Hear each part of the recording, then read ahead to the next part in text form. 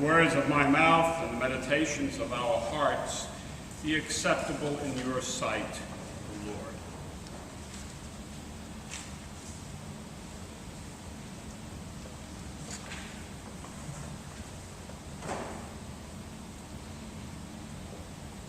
About 25 years ago, I flew up to Toronto to participate in a community building event that had been started some years before by the psychiatrist Scott Peck. About 50 of us gathered from Canada, from the United States. We sat in a large room in a circle, and for 2.5 to 3 days we talked. We didn't talk about the weather. We didn't talk about politics. We talked as much as we could about what was dear to us. By that I mean we talked about some of our fears, our hurts, that which made us sad. We talked about those things that made us vulnerable. And as each person would talk, we listened even more intently. And by the end of those 3 days, we were all very close. We had built a community among those 50 of us that were participating. One of the women who was there, a younger woman, had a delightful Scottish accent. And whenever she spoke about children, she always spoke about the wee ones. It's W-E-E. We don't hear that very often, but apparently it's quite used a lot over in Scotland. During one break, I ended up talking with her for a little bit, and I don't know how we got into the subject of sheep, but she began to say that I don't think sheep is a good image anymore for people. We're sophisticated. We're educated. We don't simply just follow along.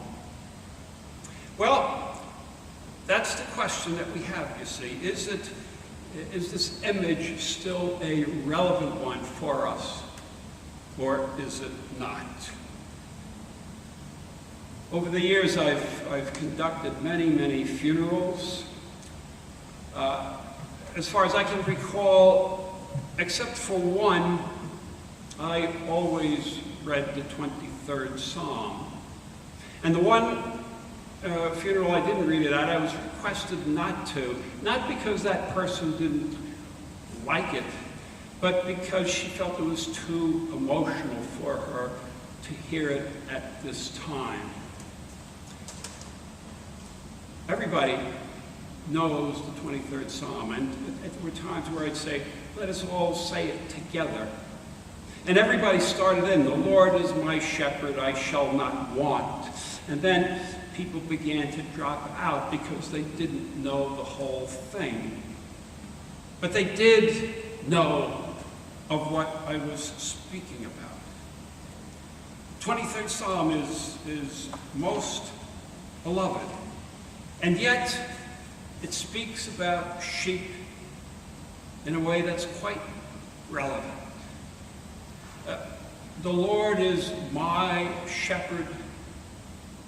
I don't need anything else. The Lord provides what I need at the time. We don't necessarily know that, but He does.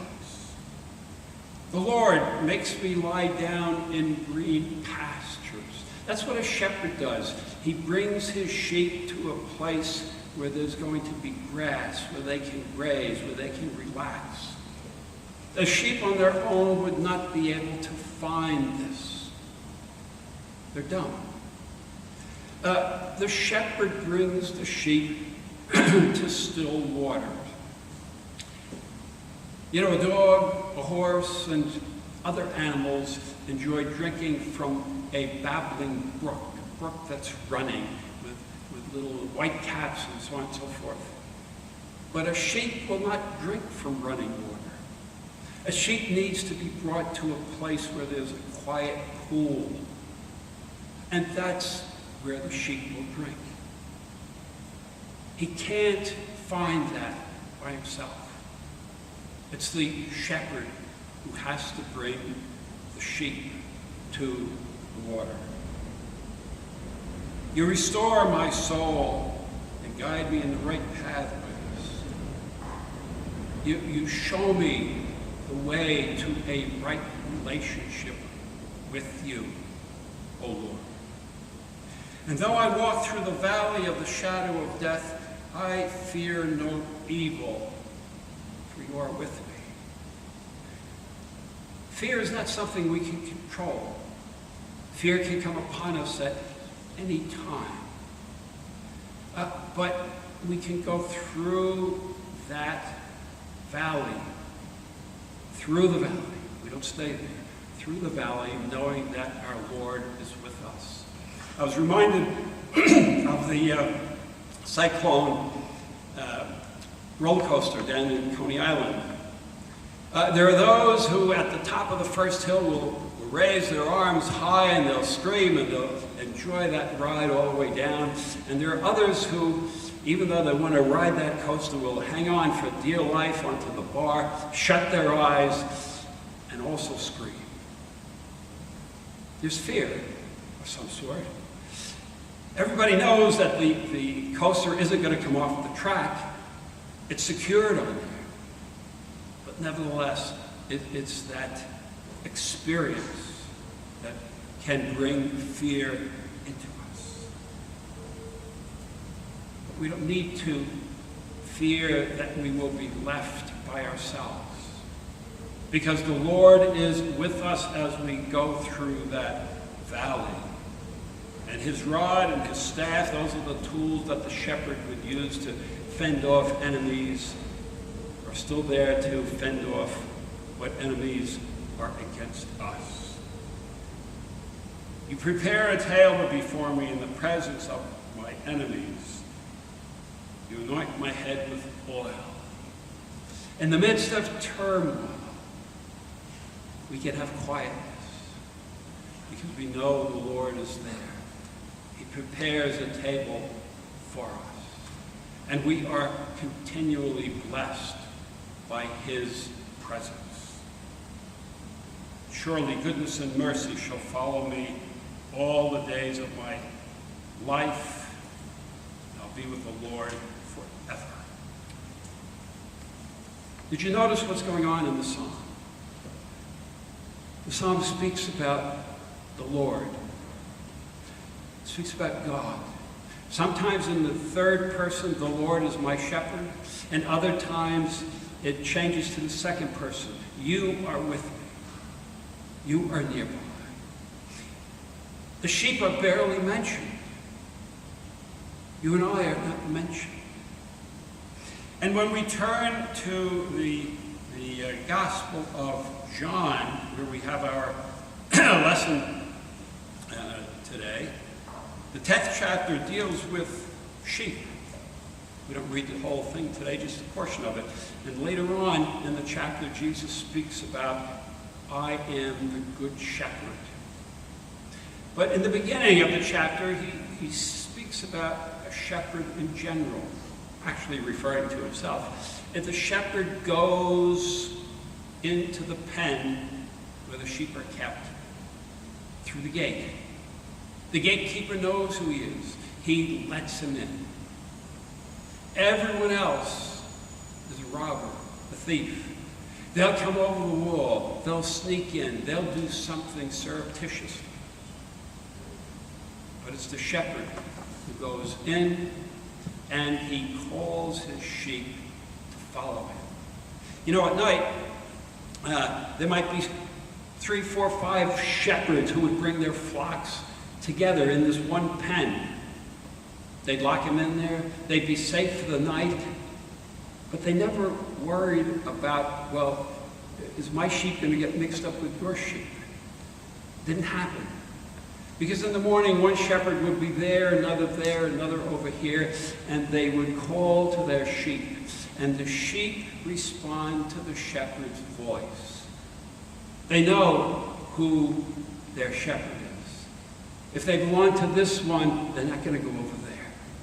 And so in the morning, the shepherd calls and he leads them out. Cattle, you know, from the Old West movies are driven. You have a drive to market, you know. And the cowboys will get on their horses in the back of the cattle, of the herd. They'll whoop it up, they'll wave their hats, they'll maybe shoot their pistols just to get those cattle moving. They drive them. But sheep are not driven. They can't be. They need to be led. It's the shepherd who leads them. The disciples didn't quite get the image that Jesus was trying to portray, so he changes it. He says, I am the gate. I am the gate to the sheepfold. If you come in through me, you are going to be safe. If you come in and go out through me, you're going to be safe with God.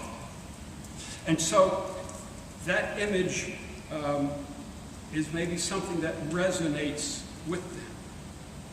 Whoever comes through me will be safe. Will be safe. Again, what is it saying? It doesn't mention sheep but at all. It talks about the shepherd. It talks about the one who is the gate. Jesus doesn't say at any point that I'm the teacher and you're going to be my best pupils.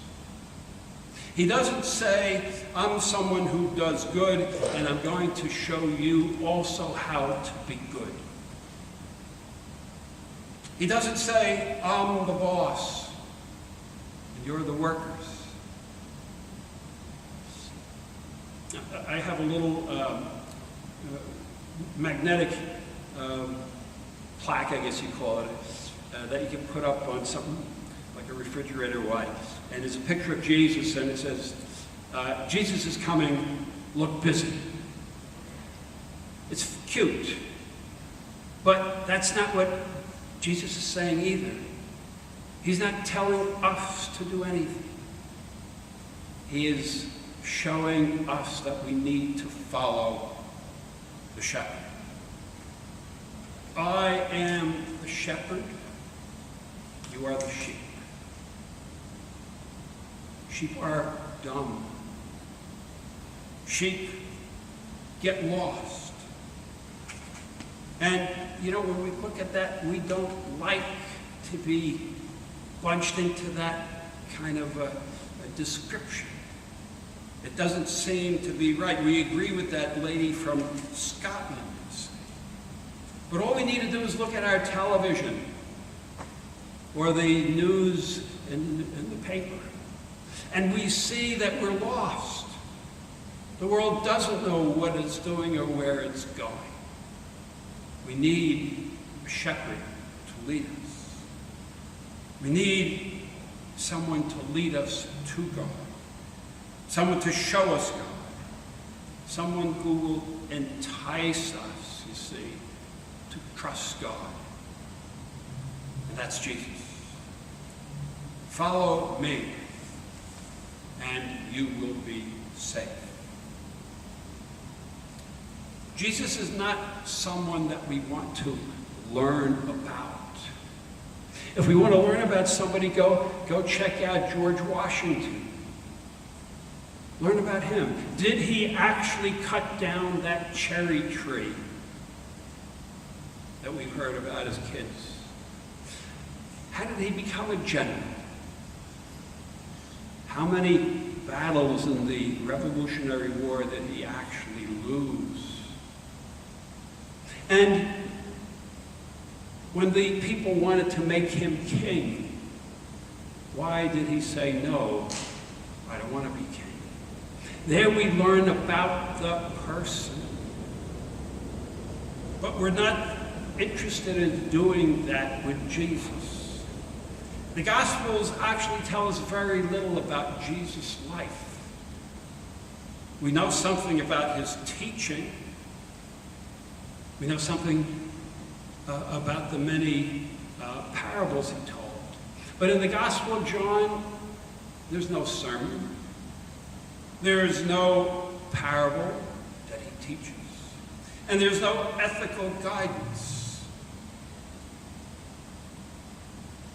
He doesn't want us to know about Jesus. He wants us to know Jesus. He doesn't want us to know his ideas. He wants us to know him. Christ is risen. He is with his people. He is with you. He is with me. We need to learn to rely on this living, rely on Jesus. Put our trust in Jesus. Put our faith in Jesus. Because as we do that, we also put our faith in God. He is the very face of God. He is of God. He is God. He is the same as God. He is the door, the gate to God.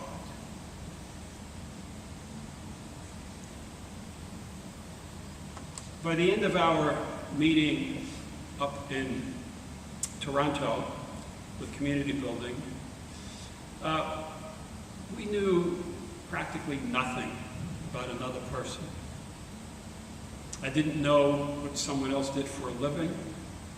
I didn't know what color ice cream they preferred. I didn't know how much anybody made. But I knew something very important about that person. They knew something about me. We shared something that was very deep. We became vulnerable to one another. And so we learned to trust one another. And at the end of those 3 days, we didn't want to leave. We were in a place where we had built a community amongst ourselves that was tight. We could talk about anything, and we would listen intently to one another. We knew one another. And in the same way, you see, we want to know Jesus. We want to know him as our shepherd, the one who leads us to God, and the one whom we alone can trust. Amen. The peace of God, which passes all understanding, keep your hearts and your minds in Christ Jesus. Our next hymn is 789.